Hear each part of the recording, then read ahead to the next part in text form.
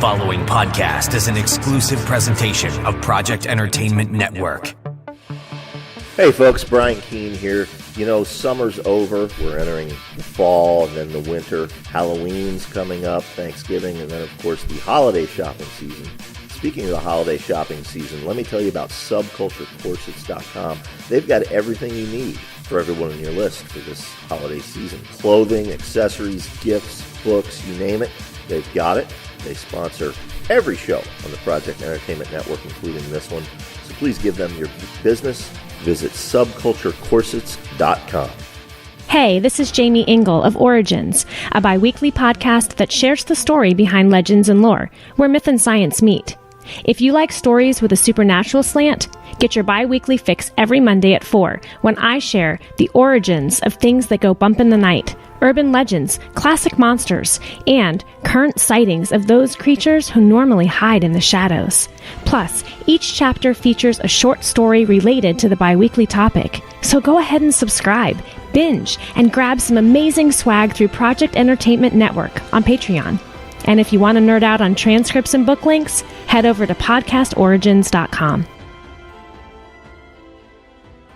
Project Entertainment Network presents My Favorite Story, an anthology featuring short fiction written by the hosts of the Project Entertainment Network podcasts, with Mary Sangiovanni and Brian Keene from The Horror Show, Chuck Border, Aaron Sweet, El Mahare, and Armand Rosamilia of The Mando Method, Jamie Engel of Origins, Bizung's Mr. Frank, Tom Clark from Necrocast, It On, It Cooks, Amber Fallon, Three Guys with Beards, Christopher Golden, Jim Moore and Jonathan Maybury, The Buttercup of Doom, Kelly Owen, Matters of Faith's Jay Wilburn, John Urbancic of Eight Stains. My Favorite Story, a podcast author anthology from Project Entertainment Network, available on Kindle, Nook, and soon in paperback from the Project Entertainment Network store.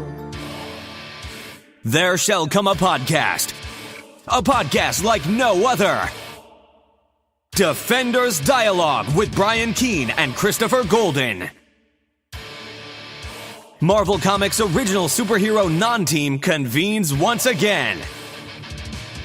The Incredible Hulk, the Savage Submariner, the Master of the Mystic Arts, Doctor Strange, and a dynamic supporting cast of Marvel superheroes battle against evil as the Defenders. Without further ado, true believers, here's your hosts, Brian Keene and Christopher Golden. Excelsior! And welcome back once again, true believers, to Defenders Dialogue. I'm Brian Keene. And I am Christopher Golden, Brian, and I say a hearty Excelsior, true believers.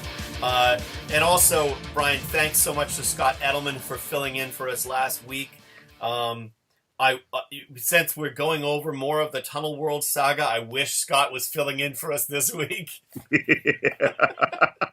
Yes, absolutely. A big thank you to Scott Edelman. I had actually, in going back and rush rereading Omega the Unknown, I had forgotten that Scott actually filled in on an issue of that for Steve Gerber.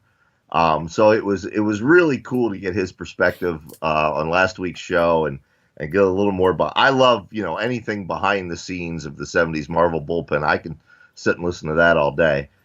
So thanks to Scott for that. And also thanks to Scott and you as well, Chris. My other podcast, The Horror Show with Brian Keene, we had our second annual 24-hour live telethon last weekend. Benefited three families, little girl with cancer, a single mom with stage 4 breast cancer, and a little boy who had been horribly burned. Of course, the Scares That Care charity is helping all three. And, thanks to the charity, thanks to the amount we raised, we're able to immediately help two of those families. We raised $22,000 in 24 hours.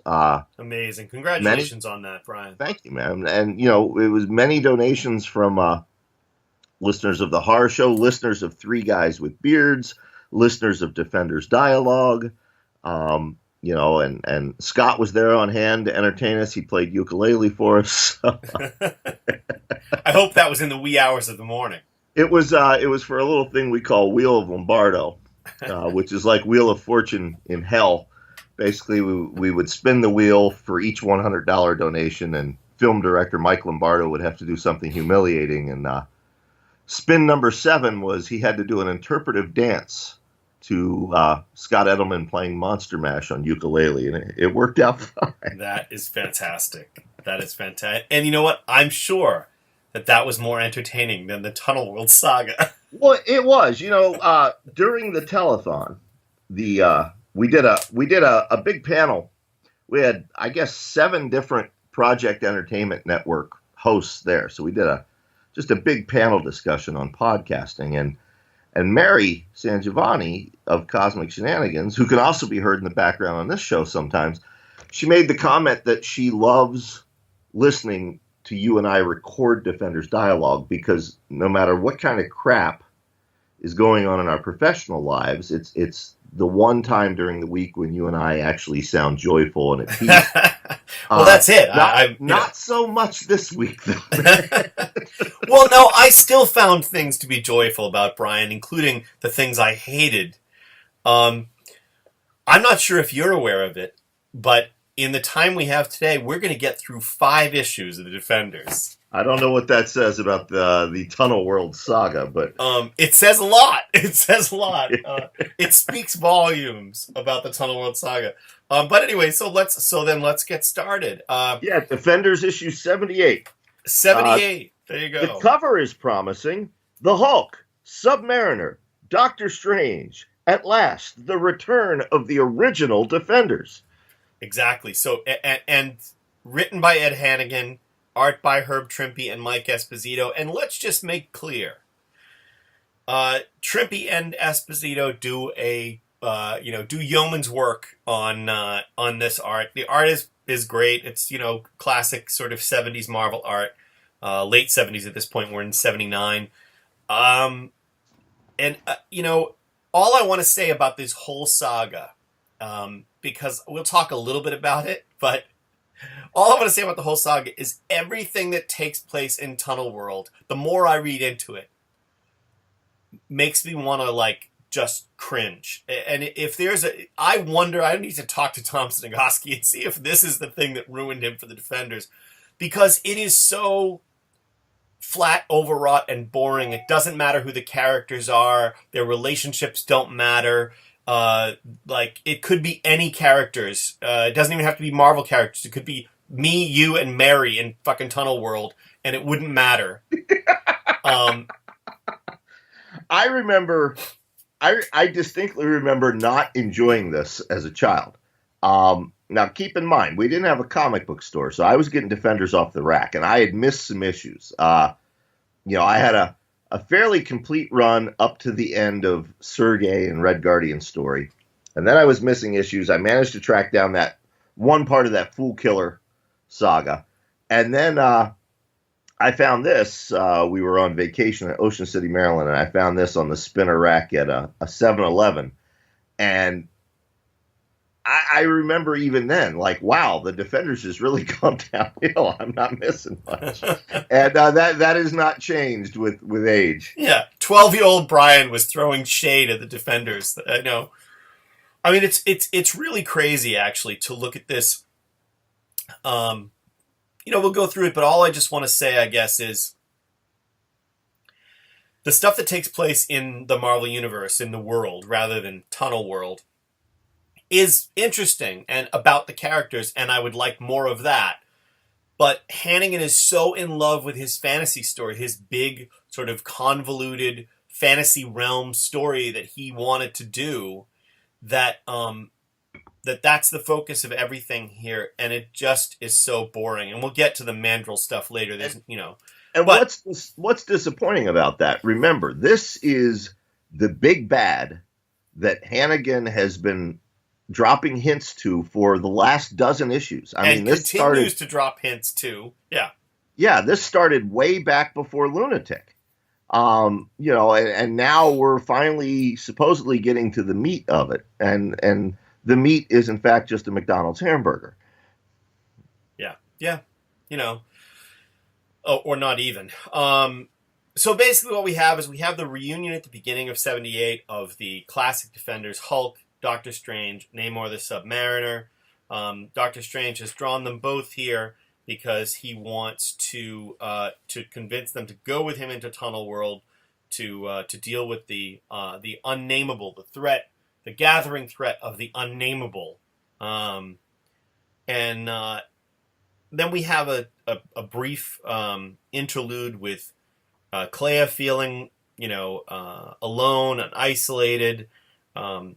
She would rather have gone to Tunnelworld or, be hanging out with the Defenders, and maybe the Defenders will accept her.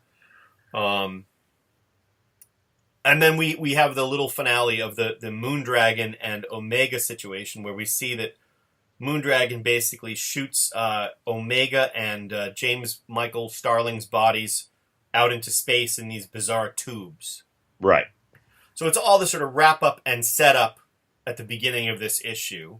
Right. The one thing I will say about the setup, and I know you want to blow through these issues. Yeah, go ahead. No, I want to talk about the stuff we like in them because there's so much stuff I don't like in them. Go ahead. Here's something I suspect very strongly, based on reading this as a writer and as an adult. And I'm going to apologize. I'm actually recording. I don't know where you're recording, Chris, but I'm recording my end of this outside on my dock alongside the river, and there's a military jet going over right now, so folks may hear that. I suspect Hannigan, big fan of the early issues of the Defenders, right? Not so much a fan of some of the stuff that came after, Steve Gerber's run, etc. And I base that on the characterization here. His characterization of Namor, Strange, and Hulk is spot on. This is how they acted with each other in those early issues, as we've talked about on the show. Right. They were douchebags to each other. But they had grown and developed beyond that. Hulk is standing outside saying, why did Hulk come here? Hulk doesn't want to see Magician. Magician always says he is Hulk's friend, but Hulk doesn't want friends. We've established in the Defenders that Hulk does, in fact, want these friends. Right.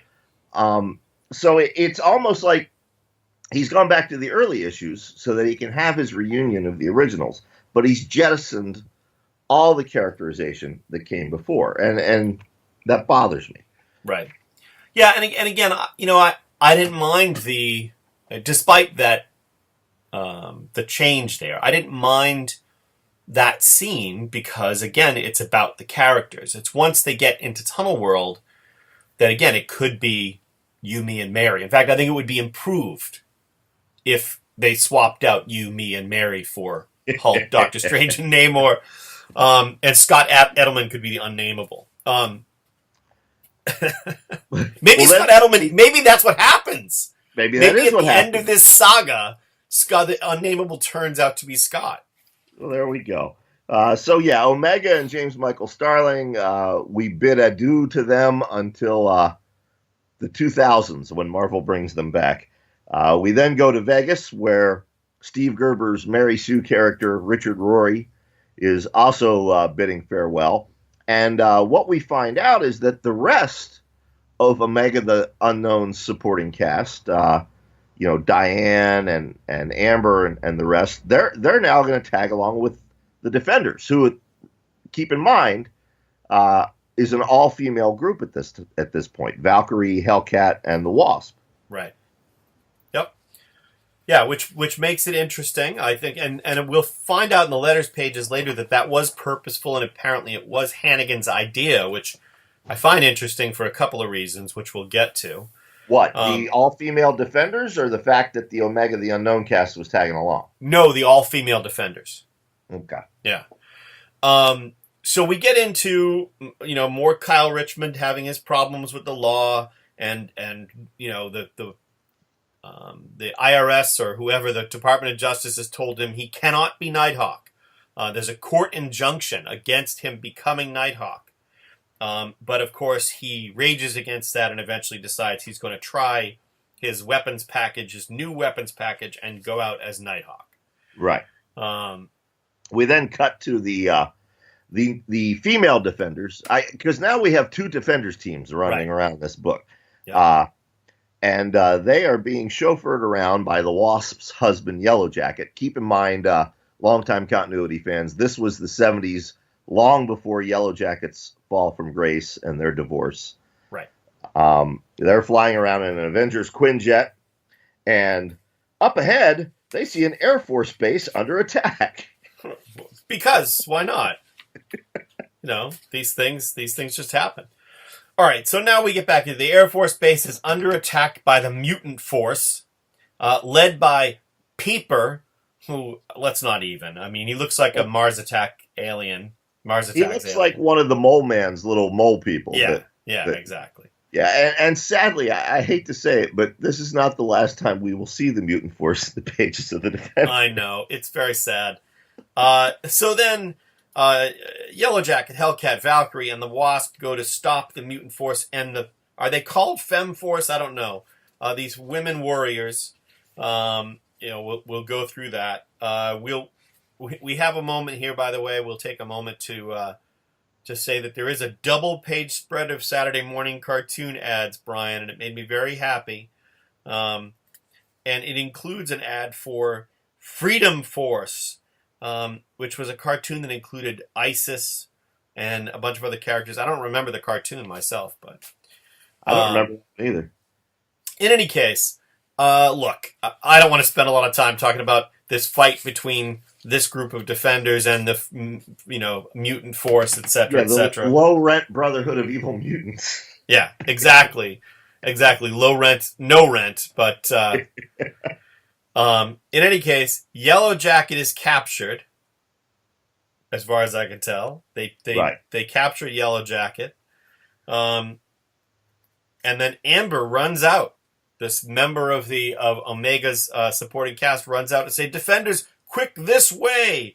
We found help against the mutant force, but hurry!" And Brian, of course, it comes as no surprise that this is a setup. Yes, it is. Amber has betrayed them for some odd reason. Wasp, Hellcat, and Valkyrie walk into what they believe is a police station and find themselves being held at gunpoint by an all-women army. Exactly. An all-women army. And they call... What's that? It's not over yet. I know, and they call Amber Sister Amber. Yep. And then we get to a little anticlimax located in Tunnelworld. Brian, go ahead. I know you want to talk about this. If you're a regular listener, then you remember that the last time the Hulk and Doctor Strange were here in Tunnelworld, Doctor Strange cast a spell disguising the two of them, because he felt that in this world of wing-headed people and buzzard people and all kinds of other people, that a big green person and a human with a cape would stand out. So he disguised them as an ape-like creature and an old man. He has reverted them back to that disguise once again. But now that Namor, the Submariner, the Prince of Atlantis, is with them, they have disguised him as well. And what disguise are they using for him, Chris? Namor is some kind of bird sitting on the Hulk's shoulder. Yeah, he's an owl. He's an owl. Yes, there you go. Sitting on the shoulder of the Hulk, which is so in character for Namor to allow himself to be diminished in that way. That's what I mean. The characterization is way off here. They're journeying through Tunnelworld. Doctor Strange is still worried about this unnameable menace that has been hassling him for the last 15 issues at this point. They then walk into this little tavern, and they see a hooded figure waiting behind a table who says a prophecy has told him to wait there for him, and he pulls back his hood and reveals himself as Arioka. And though we don't know who Arioka is, he looks like some sort of angelic being. He has wings sprouting out of his head. Out of his head, folks. Let's just make sure we're clear about this. Yeah, not out of his back. He manages to fly with wings. I don't know. Does he fly, Brian? I can't remember. I think he does. Fly. Yes. With wings that sprout out of his temples, basically. We have seen his race before. That's right. Yes. But we didn't really take time to. I think I've blocked it out. So, all right. So, look. Issue 79 of the Defenders. We open with them. I just want to talk a little bit about this character and what the whole setup of his race. He comes from a slave race from this city that is lorded over by yet another monarch who is in service to the unnameable. And in that city, the slaves, these winged people, the people with the wings coming out of their heads, they don't ever leave. And he's the only one who has ever left the city and escaped the slavery. And he believes himself to be the one who the prophecy is about. And that his interactions with the original Defenders are going to bring about the result, the freedom of his people and all of this kind of stuff, and the destruction of the unnameable. So I explain all of that because it takes us 4 issues to explain that. And I just wanted to get it out of the way up front so we can breeze through a lot of the bullshit. I can explain it even faster than that. Okay. And I will just quote Prince Namor, the Submariner, still disguised as an owl perched on Hulk's shoulder, in the very first page of issue 79 when he says, "By Neptune's sacred scepter, strange, is there no end to this?" And the answer, folks, is there is an end eventually, and its name is Mark DeMatteis, J.M. DeMatteis. Yes. All right. Exactly. So here we go.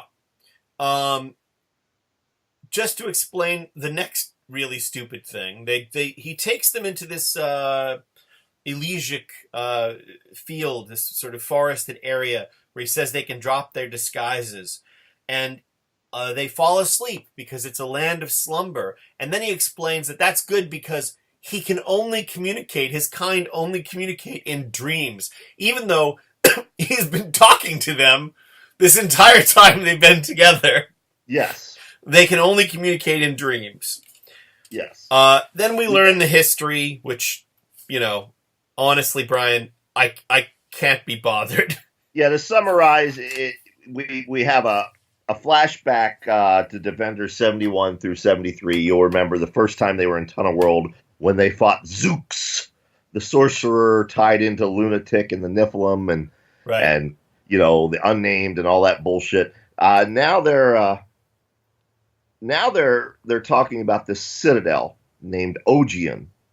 Yeah, so the Ogian is the citadel where the winged people are slaves. Right. Now, apparently this is the citadel of Lunatic's people, but it is ruled by a vulture-headed madman named Titnadion? Titnadion? Whatever. It's. I think that Hannigan named his fantasy characters with Boggle. The game Boggle. And again, I'm sorry, Luxon. To all of the listeners, I apologize because I have tried to be, diplomatic about the stories that I haven't liked, and I don't want to. I hate coming on the show, Brian, and saying anything bad about any of the creators because I'm sure that there was a lot of effort put into this. For what? I don't want to be disrespectful to Ed Hannigan. I just can't stand this story. I agree. Ed Hannigan's written some things I've very much enjoyed, and he's a much better artist than he is a writer. Yeah. I'm not here for this. I'm sticking around because I know J.M. DeMatteis is coming on the book soon. Yeah. All right. So that on that note, we then have basically the individual histories of the original Defenders as I can't remember his name already. Eroica has it reverts Bruce Hulk back to Bruce Banner. Then we cut back to the real world where the female Defenders are fighting this sort of Femme Force army. Then the mutant force shows up. Blah blah blah. You can see how engaged I am by this, Brian. This sums up the dialogue, folks. Melter, one of the members of Mutant Force, says, "Come on, Mutant Force. The so-called Defenders are wearing us down fast. Let's show them some real man muscle." Oh boy. That's wrong for so many reasons. I know. It's not good. They fight. Yeah, they fight. Valkyrie, Wasp, the and snake Hellcat guy get refers captured. to Hellcat as the catty one. Yeah. And then we find out, by the way, that all three, Ruth, Diane, and Amber, all three of the female supporting characters appear to be in the thrall of someone. The Wasp is captured in a jar. This is the only good part of the issue. The visual of Wasp being put in a jar like a lightning bug. Yeah, exactly. So Wasp is in a jar, but Diane, who's 12, is blocking the top of the jar, the air holes, and Wasp can barely breathe. Right. So Valkyrie, Hellcat, and Wasp in a jar are brought into the presence of Brian. Go for it. Well, they're brought into this Comics Code approved orgy where the mutant force are being tended to by this female army. And, Valkyrie is having none of this. She says, "Demons of the Norn, what is the meaning of this disgusting spectacle? Can these males actually hold such power over the women here?" And Diane tells her, "Are you kidding? This is how the women control the men." Valkyrie breaks free, a fight ensues, and then the leader of this strange Comics Code approved orgy, so to speak, appears, and it is the Mandrill. Now, if you are not a reader of Daredevil, particularly in the 70s, you might not be familiar with the Mandrill. And you are the better for it. Yeah, he's a mutant. He's a mutant Mandrill. The ape, the Mandrill ape, the monkey, who has the strength and intelligence of a human being. He speaks perfect English. He used to be thwarted by Daredevil and the Black Widow back in the day. Basically, his power is pheromones. He can give off pheromones that control all the women around him. And that's what he does to Valkyrie, Hellcat, and the Wasp. Yes, the Mandrill has the power that all incels want, apparently. That's perfect. to control all the women around them by using pheromones to force them to do his bidding. And I let me just take a moment here to say I laugh every time I see the Mandrill on the page, because when my sons were before my daughter was born, when my sons were little, we took them to York's Wild Kingdom in York, Maine, and the Mandrill cage. The Mandrills were fucking about 12 inches from the bars, and I had to pull my sons. I don't remember which. I think it was Daniel was like, "What are they doing?" And it's like, "Come over here. Let's go this way." The Mandrills are fighting with each other. So I laugh every time I see the Mandrill. Think about it. I mean, the Mandrill is a ridiculous villain.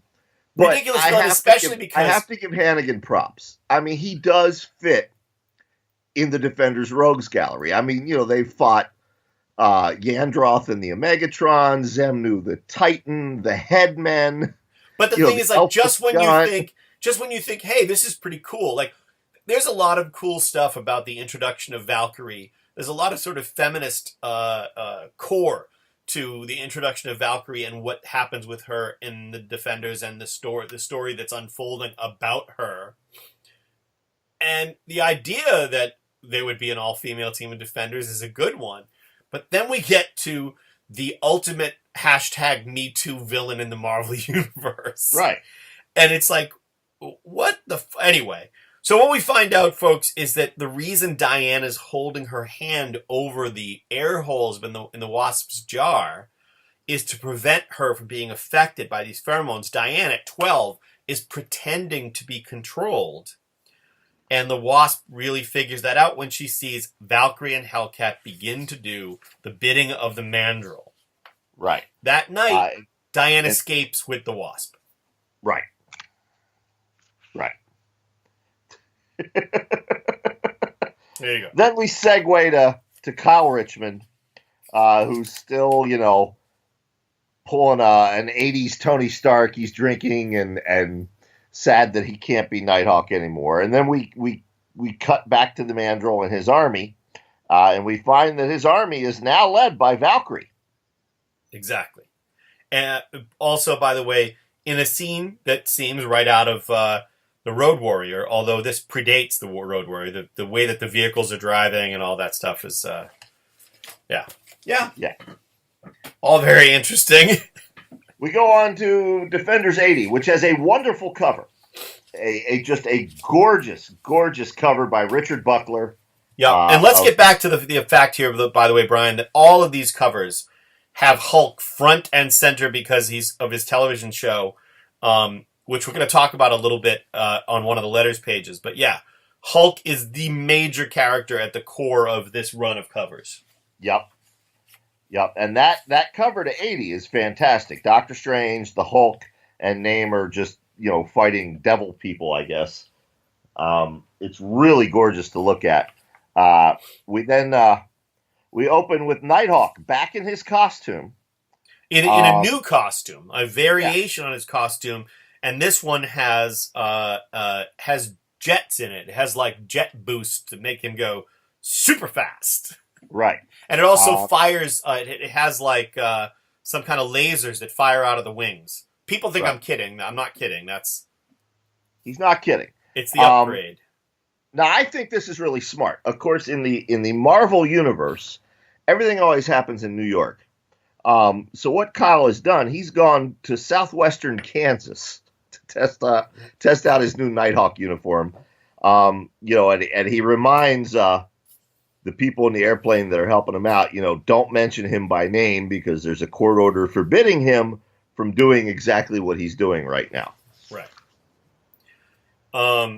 Then we cut to the battle where we left off. Actually, the army and the Wasp are waiting for. They're under attack by Mandrill's army, led by Valkyrie and Hellcat. And the Wasp has been trying to reach Nighthawk, wondering why he's not there yet. Right. So the battle ensues. The Wasp ends up having to fight Valkyrie and Hellcat. Pages of fighting, more fighting.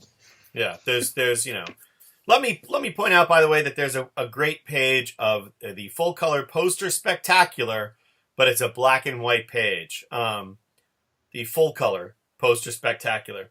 One of them, by the way, is a giant Susan Anton poster. And in our conversation about 70s bombshells, I left out Susan Anton. I don't remember Susan Anton. Oh, well, you will. Wasn't on my radar, I don't guess. Yeah, well, and then next to Susan Anton is the giant Scott Baio poster. The less we say about Scott Baio, the better. Okay. We then return to Tunnelworld. Now, remember, Arioka, the winged head dude, had put Doctor Strange, the Hulk, and Namor to sleep. But as we all know, what happens when the Hulk goes to sleep? Well, he wakes up as Bruce Banner. So Banner wakes up, quite rightfully demands to know what the fuck is going on. We have a flashback to the last time he was in Tunnelworld and fought the Shmoo. The Shmoo. And then somebody starts firing arrows at them. Arioka is hit, and then Bruce Banner is hit. And that makes you know what happens then. Yeah, well, he gets angry, and you don't like him when he's angry. He turns into the Hulk, and again, Hulk kind of sums up this reader's feelings when he says, "Finally, Hulk finds something to do in Tunnelworld." That should be the title of this episode. I want to say I want to have an aside here, Brian. Another ad has prompted me to have an aside. There's an ad here for one of the greatest things I owned as a kid. There's an ad for Mego's superhero dolls. And I just want to say... Oh, wow. I just want to say that in the ad, they are superhero dolls. So all you guys who thought, oh no, they're action figures, they're dolls. Damn straight they were. And I played the hell. Now, look, my parents didn't have a lot of money. Yep. But I always managed to get a couple comic books every week. And I had $6 Million Man. I had G.I. Joe with Kung Fu Grip. And I had these Mego dolls. I had Conan, Falcon, and Captain America. Those were the three I owned. Falcon was a great one. You could change their clothing. You could swap costumes. Yep. I had Falcon dressed up as Captain America way before Spencer ever thought of that shit. That's hysterical. No, I had I definitely I don't remember which ones. I'd have to ask my brother because he's 2 years older and he had some too. And we used to like take cardboard boxes and build like Manhattan cityscapes so we could have Marvel superhero fights. We never had DC characters interact with the Marvel characters though. Right. We didn't have too many DCs. We had mostly Marvel, but I know we had the Hulk. I know we had Iron Man. I know we had Spider-Man. And Falcon. Definitely had Falcon. Yeah. So I know we had those four. What I find really funny about this ad, though, and like all ads of this era, by the way, folks, the ads themselves aren't photographs. They're illustrations of the dolls. Yes. So the ad is Spider-Man, Green Goblin, Hulk, Captain America, and Tarzan. Are you sure it's Tarzan? Is it not Conan? No, it's Tarzan. Is it Tarzan? Yep. Okay. Yeah. So I thought that was interesting. Oh, Maybe it was Tarzan I had then. I always thought it was Conan. No, it was Tarzan. Okay. By the way, I also did have Green Arrow. That was like I think the only DC character that I had in the Mego dolls was Green Arrow. Yeah. But anyway, that's a much more pleasant topic than Tunnelworld. That conversation I was much more engaged in with the Tunnelworld. So Hulk, well, there's also a 2-page ad of Star Wars toys and quote unquote action figures, and the Star Wars ad does refer to them as action figures. It does. So there you go. So meanwhile, back in Kansas, because I don't think it was ever pointed out, but it is pointed out now that this Air Force base that Mutant Force and Mandrill's army, led by Valkyrie, are attacking, is in fact in Kansas, where Nighthawk is flying around.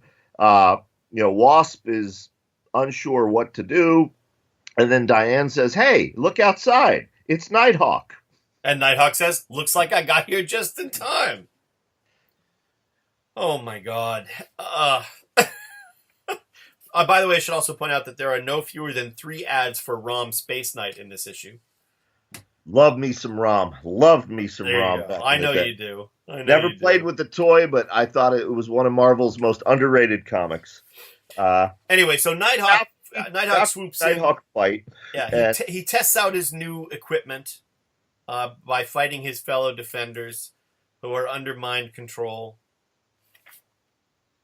There you go.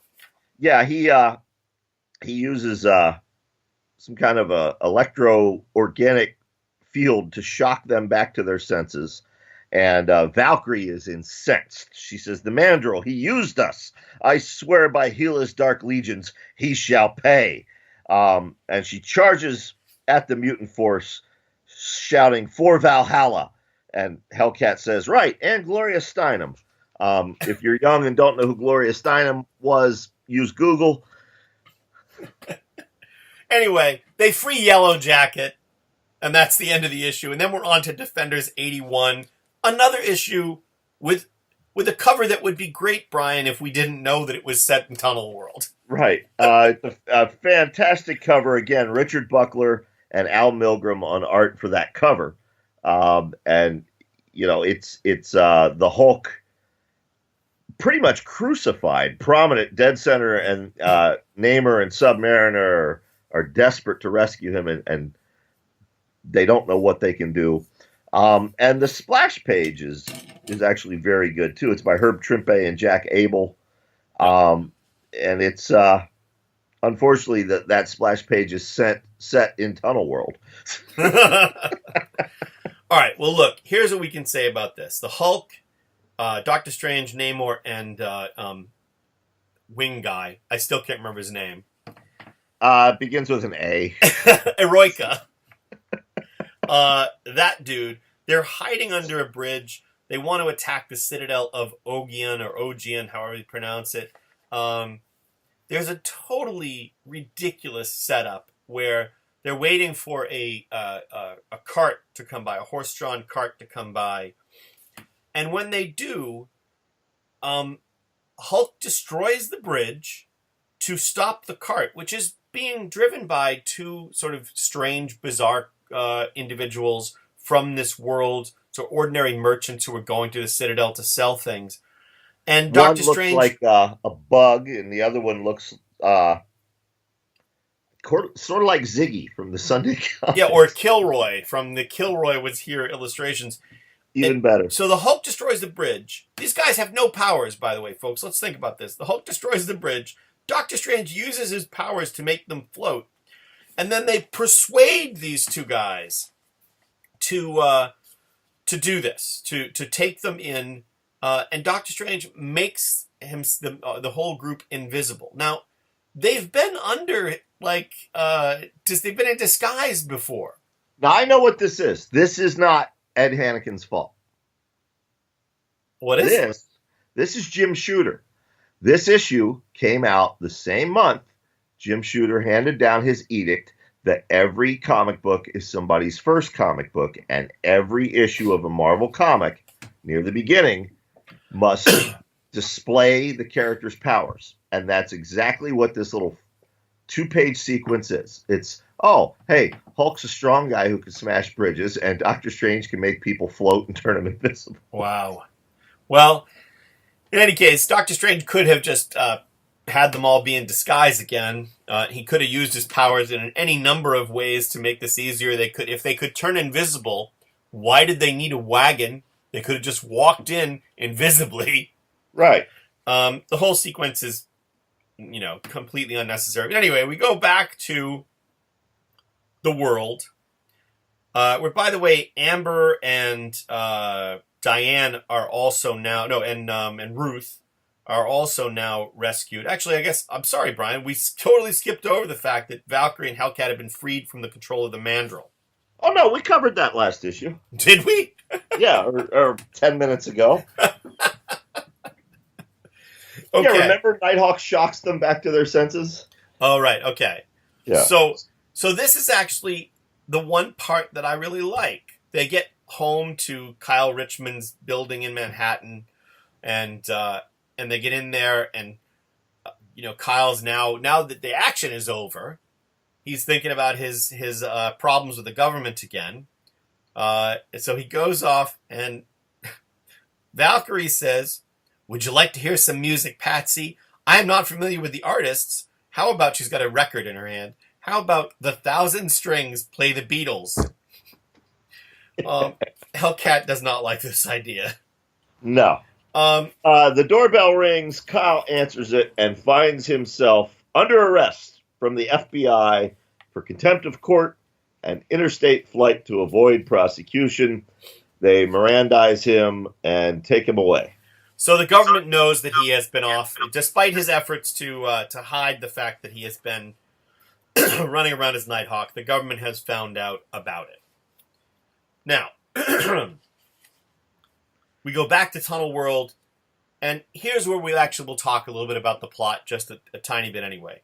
We go back to Tunnelworld, and in the streets of Ogion, the Citadel, with our characters invisible, they're marching through the streets with Zooks, the weird, furry, many-eyed sorcerer who was a friend of Doctor Strange's, who they had to fight the last time they were in Tunnelworld.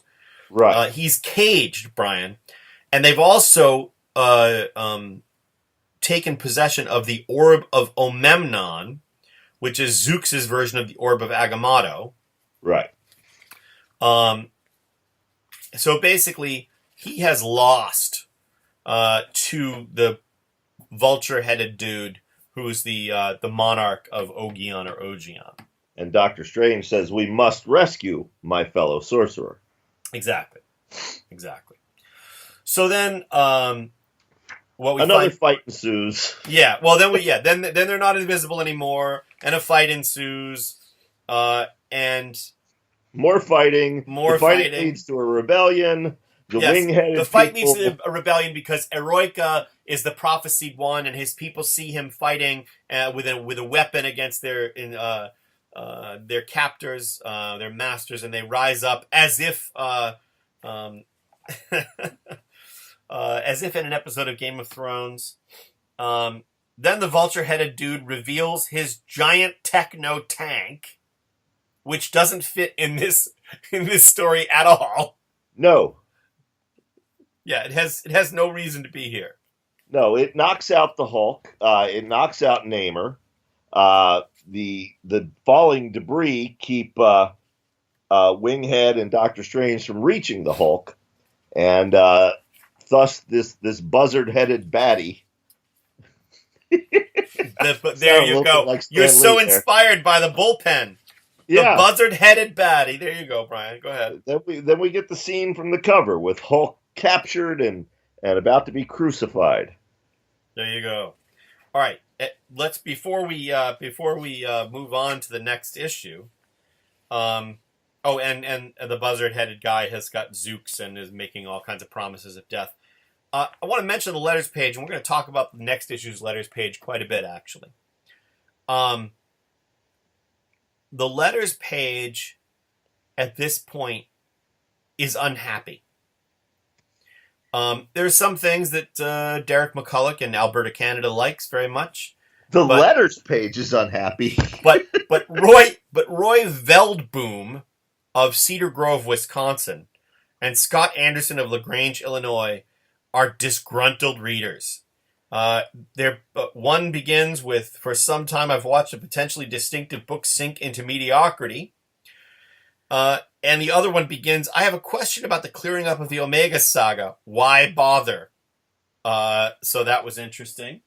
I think Lloyd Velboom is a pseudonym for Roy Thomas, who is not happy with the direction his creations have gone.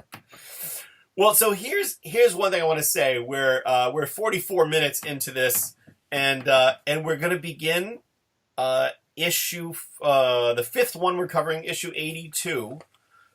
Really? What's that? Really? Yeah.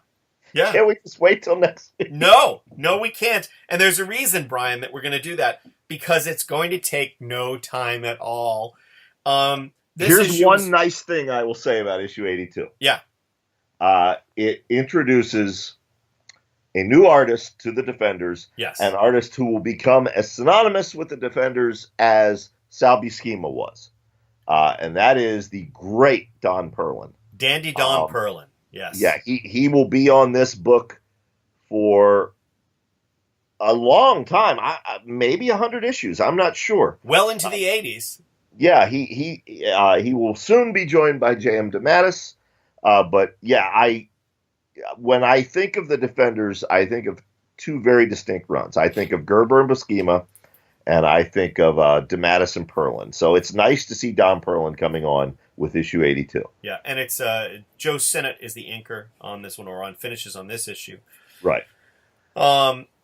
Here's all I really want to say about this issue. Basically, just a reminder that Hulk has somehow in his brain, when he fought the Shmoo, was implanted in his brain the actual name of the unnameable.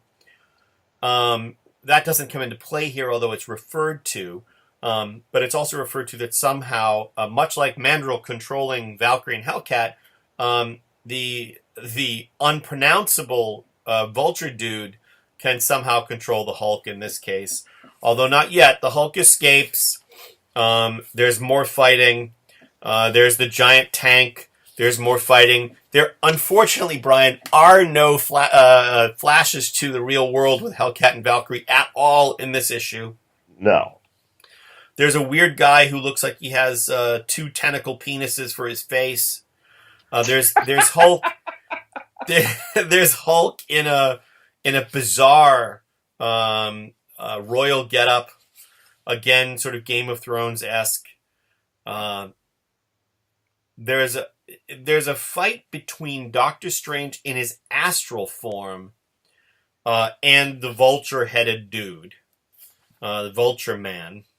And Doctor Strange is assisted by, of course, his friend Zooks. Yes, and the problem with this is that Doctor Strange in his astral form is not going to be able to handle this, and he's going to get killed. But Zooks actually sacrifices himself to save Doctor Strange. I haven't mentioned that Namor is a prisoner but escapes. Doctor Strange's astral form, he comes out and does all kinds of stuff. And that's basically the issue, Brian. Yeah, we end with Hulk trapped in a globe. Yes. Doctor Strange perhaps sums up the entire issue in the last panel when he says, Namor sums it up in the last panel when he says, "By Neptune, what has transpired here? The Hulk is trapped in a globe. The buzzard-headed wizard is defeated, yet somehow I suspect our true battle has not yet begun." And we are promised that next issue we will finally see the unnameable. And boy, we can't wait. Now, just a spoiler warning, issue 83, which we'll get to next week, is titled End of the Tunnel. Thank God. So I just want to now talk more about the letters page in this issue, because boy, I enjoyed reading it. So the letter writer, Kent Featherly of Charlotte, North Carolina, very unhappy with the end of Omega. These writers are letter writers are not happy with the end of Omega. Steve Pick, from Northerly, Missouri, also very unhappy. He wants the Ramones to meet Howard the Duck. That's a good one. That's a great idea. Yep. But my favorite of all is the last editor, from Paul Regis, whose address is not included. Paul says, "Dear editors, how could you? Omega was one of my favorite heroes, and ever since his mag stopped, I have anxiously awaited his return, only to find that you have killed him off. I beg you, bring him back somehow. He would make a great defender or an occasional guest star. All caps now. Bring back Omega! 3 exclamation points." And the editor's response is, in boldface, "No." Wow. And that would have been Al Milgrom, I believe, was editing the book. So he would have been answering, wow. It was Al Milgrom. And Joe Duffy was the assistant editor. Just no. Wow. I think that they were prickly because at this point, and Brian, I want to give a little insight. This is interesting. Yeah, at this point, Gerber and Marvel's relationship had completely broken down. Exactly. And this is more interesting than any of the subject matter we've discussed today. That letter I mentioned by Kent Featherly talks about the fact that Gerber never intended Omega / James Michael Starling to be a villain. And I actually want to read or at least part of the response from the bullpen here from either Al Milgrom or Joe Duffy. So because it's unusually transparent for the era, Marvel tried to always have the aura of the happy bullpen where everybody was, smile and Stan and all of that. But they couldn't in this case because Gerber was talking to the press. Yeah. So the response says, "Kent, no one knows what Steve Gerber had intended for Omega. When Stephen Grant was asked by Ed Hannigan to wrap up the Omega series, Stephen, as opposed to Steve, opted to follow through on Gerber's attitudes rather than his content. And he took all the internal information, gave it a characteristically Gerber-esque twist, and it came out more bizarre than anyone, including Stephen Grant, and we suspect Steve Gerber, expected." So there's more to that boat. And on behalf of Stephen Grant, Bill Mantlo, and anyone else who is left picking up threads that Steve Gerber left dangling when he departed, in all caps, we are not Steve Gerber. And then it says, "Nobody is. We'd love to have him back, really. But unless he wants to come back, there's nothing that can be done about it." And then it goes on a little bit more. So I thought that was fascinatingly transparent as a response. I mean, they were really just hanging it out there. It really is. It really is. I guess some of it is somewhat damage control because by this point, Gerber was in, the early. Obviously, it wasn't Bleeding Cool or comic book resources, but the early comic press was all over this Gerber leaving Marvel story, and it had left a bad taste in a lot of Gerber's fans' mouths. Yep. So I guess this is Marvel trying to do some damage control there. Yeah, interesting. I mean, So good news, folks. Even though we are not finished with Ed Hannigan as writer, and I'm not. Even though we're not finished with Ed Hannigan as writer, it is not all Tunnelworld from here on in until Mark DeMatteis takes over. We have upcoming. In fact, in our next episode, we'll be discussing guest appearances by Black Panther. That's right. Return right. to the Defenders for a couple of issues. After that, we'll be discussing a guest appearance by Daredevil, who returns to the Defenders. We also have a death coming up in the family. And eventually the return of the Mandrill, Brian. Hulk eating beans. Yes. One of my favorite Defender scenes ever. Hulk's bean supper is coming up. That is a great one. You know what I'm talking about when Valkyrie and Hulk go to the grocery store? Yes. Yeah. Yes. Some really good stuff. So we have 9 issues to go before Mark DeMatteis comes in and saves us. I expect the next 2 episodes will be enough for us to cover those. Yes. And then, Mark DeMatteis, a legendary run. I can't wait to talk about it. We are going to take our time with it. But until then, if you enjoy this show, you may enjoy some other shows here on the Project Entertainment Network. Every week, Chris, along with his co-hosts James A. Moore and Jonathan Mayberry, appears on Three Guys with Beards. And every week, I, along with co-hosts Mary Sangiovanni, Dave Thomas, and a rotating cast of others, appear on The Horror Show with Brian Keene. They are, of course, available wherever you're listening to this, courtesy of the Project Entertainment Network. Folks, if you like this show, please consider giving us a review on iTunes or Stitcher or Spotify or Google Play Music or wherever else you listen to us for free. Also, as always, I want to remind you, our engineer is Tommy Clark. Tommy makes us sound good. In fact, Chris, during the telethon, Tommy and I don't know if you listened to this part, Tommy and I had a discussion because he also engineers Three Guys with Beards. Mm-hmm. And we discussed... And we are grateful for it. Yeah, we discussed why Defenders dialogue sounds so much better than Three Guys with Beards, and he had an answer for us. Yeah. Which was fascinating. And that was that Jim Moore doesn't appear on this show. So... But yeah, Tommy has a podcast here called the Necrocasticon that you folks might enjoy as well. Hey, listen, before we go, there is something I wanted to mention to you, and I might as well mention it to you live because I thought it was really funny. I was having dinner with a couple of friends recently, including our buddy Paul Tremblay. Yeah. And Paul was talking about how he had never read The Defenders, and I don't think he was even a big comics reader. And he said offhand, it would be really funny if, on an episode you had somebody come on an episode and read the issues who's never read any of it, and just have them sort of on to discuss it with you. So I told Paul that he had just volunteered himself. So he has. At some point in an upcoming episode, we're going to force Paul Tremblay to read out of any context whatsoever. I can tell you when that's going to happen. Actually. When's that? And I'm just learning about this, but Paul will be here in my home studio June 24th, I believe. We're going to have him on the Horror Show to talk about his new novel, The Cabin at the End of the World. I think what we should do is, while we have him here, is we should also record an episode of Defenders Dialogue.